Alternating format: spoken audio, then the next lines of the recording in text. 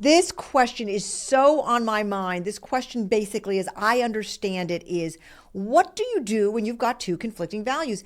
And I hear this question every day. And in fact, in class the other day, a student basically came up to me, not basically, a student came up to me and she said, I think I've got a problem. And I said, what is it? And she said, I want to be very, very, very rich and I don't want to work. And I kind of burst into laughter and I said, yes, that is a problem. I'm so glad you know that because those two things tend to go together unless you've got inherited wealth. She said, no, unfortunately, I don't.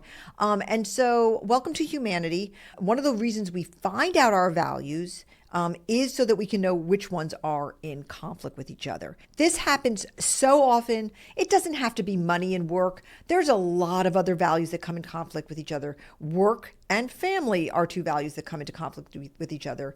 Non-SIBI being a very high value can come, that non-SIBI being the impulse and the desire to help people all the time, that can come into conflict if you've got a strong value of agency, doing it your way.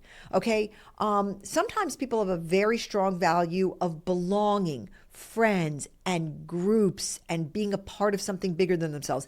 And they also have the value of achievement. And sometimes those things are in conflict. So you have two choices when you've got values in conflict. And by the way, let me just tell you this, you probably do.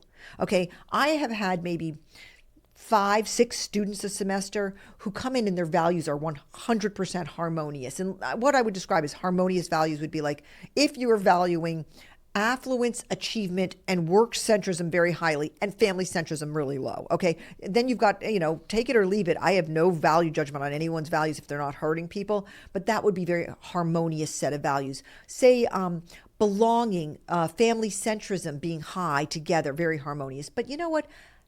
Most people, 80%, are like you, dear listener, and you have some values that are in conflict. And as I understand it, you want financial security, but you also want a lot of flexibility so you can live where you want to live.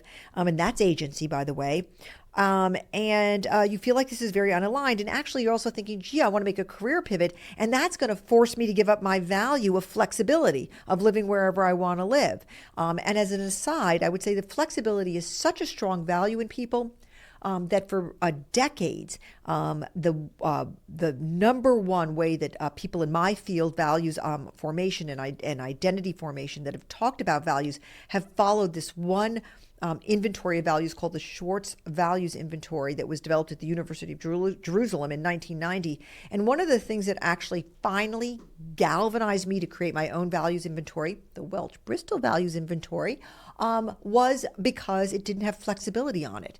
And to have a values inventory that doesn't include the post-pandemic reality that people came to discover, their voices around saying, guess what, I want flexibility, felt very like a gigantic shortcoming to me because like you, most people, not most people, but many people value flexibility. Okay, you have two choices. If you've got values in conflict, number one, you can say, I have 2 values or 3 that are in conflict, and I'm going to spend my life openly managing the tension. And by openly, I mean not trying to stuff it in a drawer, not getting mad that the world doesn't work the way that you want it to, that you can be rich without working, for instance, not being mad about it, but just saying, I have a big paradox in my life, and I'm going to manage the tensions and complexities that it causes. And I had a student like this once. She said, I want it all. I'm not going to give it up. I want to be a very professional success, and I want to be the best mother in the world. And you can't, Professor Welch, you can't talk me out of wanting those being my top 2 values. And then she went on to say, but I understand that the work of my life is managing that balance and that tension all my days long until my kids go to college. And she actually painted a picture of a life where she was able to do that. How? By finding a job where she worked completely remotely and a 10-year period where she stopped working entirely. Okay. So she found a way around it. So you have that choice, which is manage the tension openly and without anger and bitterness. That's your number one choice. You can do that. And, frankly, that's kind of what most of us do without the openness part and without the not being bitterness part, because usually we just get mad and we can't understand what's eating at us. And what I'm saying is get very real and say, I'm managing a very difficult tension. I have conflicting values, but I'm doing it with my eyes wide open and with my heart wide open. Go with me here. Okay. The second option you have is to understand you've got these unaligned values in tension with each other, and you pick. And you pick.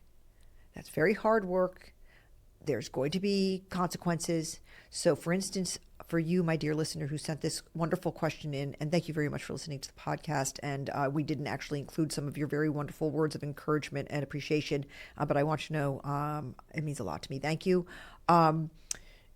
You do this very hard thing and you say, okay, the pivot means so much to me. I am going to give up. I am going to surrender the value of flexibility and living wherever I want. Or you say, look, this value of financial security is not going away. It gnaws at me, and I am going to surrender. I am going to give up this love I have of living wherever I feel like it. And I'm going to test that for 3 or 4 years. I'm going to stick with it for 18 months, and I'm going to give up one just to get rid of this war of values in my chest and in my heart, in my bones. Those are your two options. Manage the tension every single day, juggle it, balance it, go between it, do it without angerness and bitterness, do it out loud so everybody around you knows what you're doing and you talk about it, or you just make that hard choice. Okay, you choose.